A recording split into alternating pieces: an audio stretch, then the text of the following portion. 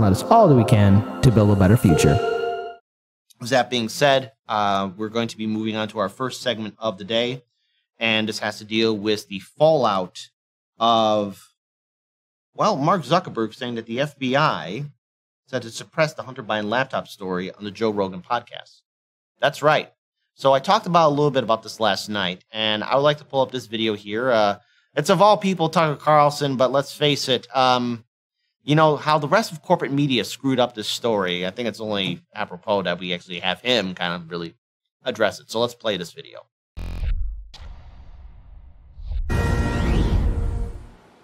This is a Fox News alert, and we're not overselling that. This actually is a blockbuster story. So the CEO of Facebook, Mark Zuckerberg, just went on the Joe Rogan podcast. And while speaking to Rogan, he admitted that Facebook censored the New York Post's accurate reporting on Hunter Biden's laptop, which of course we all knew, but that Facebook did that because the FBI intervened and told Facebook that that laptop was Russian disinformation. And of course, how would Zuckerberg know? They believe the FBI. Now, keep in mind, the FBI had Hunter Biden's laptop when they said that. They've had it since 2019. So when the FBI told Facebook that on the eve of a presidential election, they knew it was a lie. They interfered in the last presidential election. If ever there was an attack on democracy, it's the country's largest law enforcement agency weighing in a dishonest way 3 weeks before the voting begins. Here's a clip. There was a lot of attention on Twitter during the election because of the Hunter Biden laptop story. The New York Post. Had that too. Yeah, so you guys censored that as well? So we took a different path than Twitter. I mean, basically the background here is the FBI, I think, basically came to us, some folks on our team, and was like, hey, just so you know, like, you should be on high alert. There was we thought that there was a lot of Russian propaganda in the 2016 election. We have it on notice that basically there's about to be some kind of dump of that's similar to that. So just be vigilant.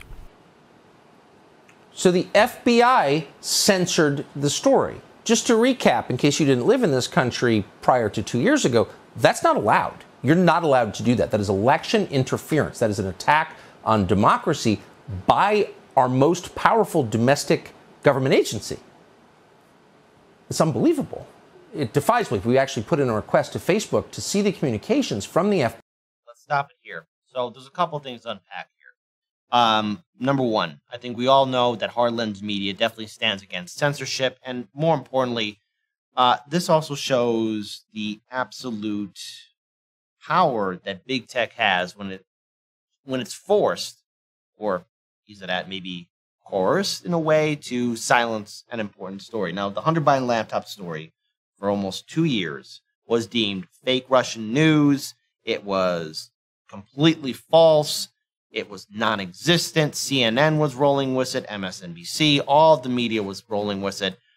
But only a few months earlier in this year, it was finally revealed that it was true.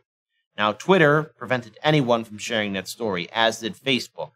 And again, when I say that the censorship is real, it truly is. And a lot of security officials were saying that this was fake news. And here you have Mark Zuckerberg saying, yeah, the FBI told us to silence it, to keep it suppressed. Now, of course, he's going to say, well, we didn't silence the story all the way. Well, gee, how many people were allowed to view it? How many people were allowed to share it? Because the people I've spoken to, just regular average citizens, not even independent media, not podcasters, not commentators, not journalists, said when they tried to share that story, they couldn't do it. Well, who did Facebook allow to share it too? Yeah, because, exactly. Because if Mark Zuckerberg is trying to come out on this, like, well, we didn't have choice, our hands were tied, but we tried to do it. It's like, but who did you let to share that story? Because if it was the people that everyone just already associated being right-wing nut jobs, like, you're not going to get any kind of traction with it, and therefore, like, you can let it skate under the register, but no one's going to still believe it. So it's like, I would wonder who was allowed to share that story in the first place. Great point. And a few other things here too. Look, I understand that a lot of people didn't want to see Trump get reelected. I didn't want to see him get elected in the first place.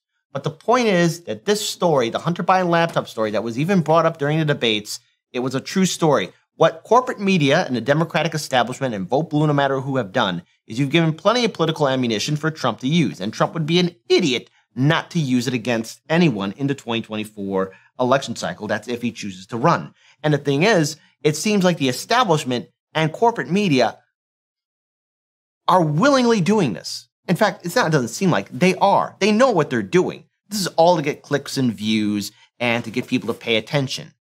No matter how this plays out, at the end of the day, what the establishment media has done is once again prove to us all that corporate media and the monopolies surrounding it need to be broken apart. We need independent media. We need real journalists to do their job. And when I played the Matt Orfalea video on our Rockfin show and here on Hard Lens Media, you know, in that compilation video, and please subscribe to Matt Orfalea's YouTube channel where he put together that compilation video about the Hunter Biden laptop story.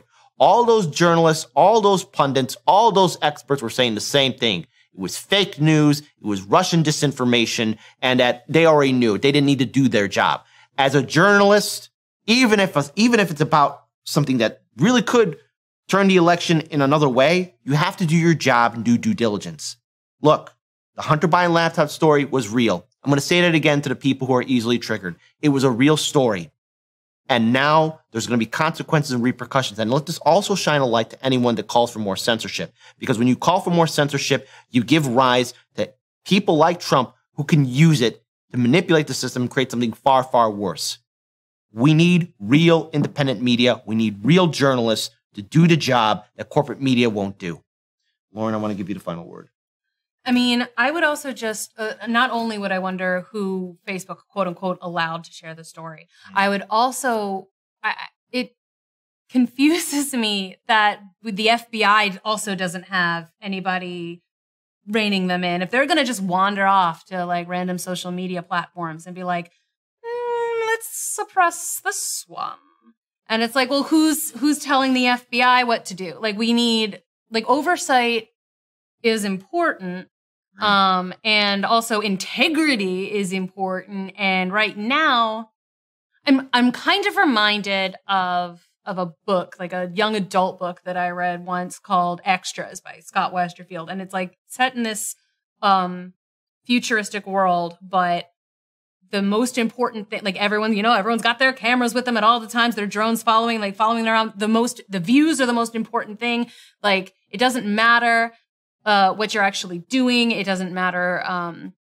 Like, the only thing that matters is how many people are watching you do the thing. And it's like, this is what's coming up. Like, this is happening now. Like, the only thing that matters is the amount of likes you get. The only thing that matters is the amount of views you get. And it doesn't matter what's true. It doesn't matter what's safe. It doesn't matter what is intelligent.